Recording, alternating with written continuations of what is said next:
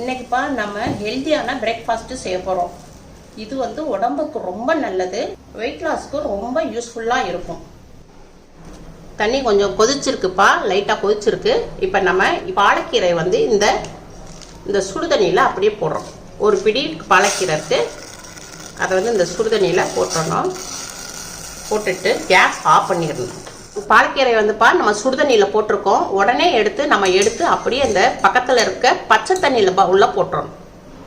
இது பச்சை தண்ணி, இதில் நம்ம அப்படியே ஊற்றிடணும். இப்படி பண்ணுறனால உங்களுக்கு பாலக்கீரையில் உங்களுக்கு பச்சை வாடை இருக்காது, கீரையில் உள்ள சத்துக்கள் அப்படியே இருக்கும். பச்சை தண்ணியில் ஒரு 5 நிமிஷத்துக்கு இருக்கட்டும்.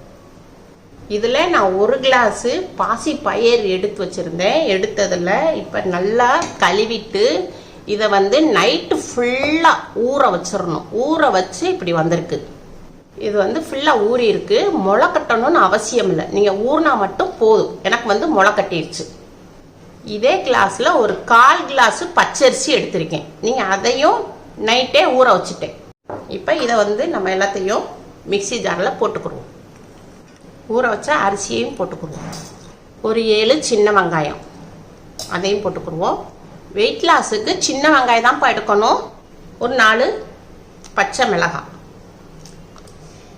காரத்துக்கு 4 பச்சை மிளகாய், ஒரு சின்ன துண்டு இஞ்சி, கொஞ்சம் திருகுன தேங்காய். தோசை சாப்பிடும் போது நமக்கு நல்லா டேஸ்ட் கிடைக்கும். கொஞ்சம் வாசத்துக்கு சீரகம். நம்ம சுடுதண்ணியிலிருந்து பச்சை தண்ணிக்கு மாற்றிருந்தோம் இல்லையா கீரையை, இப்போ அதையும் எடுத்து இதில் போட்டுக்குருவோம். தேவையான அளவு உப்பு. இதை உங்களுக்கு நான் மிக்சியில் அடித்து கொண்டு வரேன். இப்போப்பா நான் மிக்சியில் வந்து அடிச்சிருக்கேன். இப்போ ஓப்பன் பண்ணி காட்டுறேன். இதில் வந்து நம்ம கொஞ்சம் தண்ணி ஆட் பண்ணிக்கிறணும். தோசை ஊற்றுற அளவு பதத்துக்கு நம்ம கொஞ்சம் தண்ணி ஊற்றிக்கிறணும். அப்போ தான் நம்மளுக்கு அடிக்க வரும், இல்லாட்டா அடிக்க வராது. இப்போ இதை வந்து ஒரு பவுலில் மாற்றிக்கணும். கொஞ்சம் ஜீரணமாகிறதுக்கு கொஞ்சம் பெருங்காயப்பொடி போடுறேன். வீட்டில் அரைச்சனால இந்த பெருங்காயப்பொடி உங்களுக்கு மஞ்சளாக இருக்குது. இப்போ அதை எல்லாத்தையும் மிக்ஸ் பண்ணிக்கிறோம். ரொம்ப கொஞ்சம் கெட்டியாக இருக்குது, லைட்டாக கொஞ்சம் தண்ணி கலந்துடும். மாவு இப்போ தோசை மாவு பதத்துக்கு இருக்குது. இப்போ வாங்க உங்களுக்கு தோசை சுட்டு காமிக்கிறேன். இப்போ கேஸ் ஆன் பண்ணியிருக்கேன். சட்டி காஞ்சிருக்கு. கேஸை சிம்மில் வச்சுக்கிடுவோம்.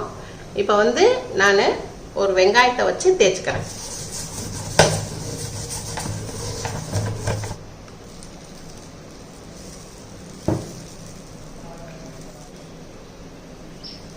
எவ்வளோ மெல்லிசா சுட முடியுமோ அவ்வளோ கொஞ்சம் மெல்லிசா பரப்பிக்கும். ஒரு டீஸ்பூன் அளவுக்கு கொஞ்சோண்டு நம்ம லைட்டாக ஆயில் ஊற்றிக்கிறோம். நல்லெண்ணெய் இல்லாட்டா கடலெண்ணெய் சேர்த்துக்கோங்க. ரீஃபைண்ட் ஆயில் சேர்க்க வேண்டாம். இப்போப்பா நல்லா 3 நிமிஷம் நல்லா வெந்திருக்கு. இதை வந்து நம்ம திருப்பி போடுவோம். நம்ம வெங்காயம் வச்சு தேய்ச்சனால தோசை வந்து ஈஸியாக வரும்.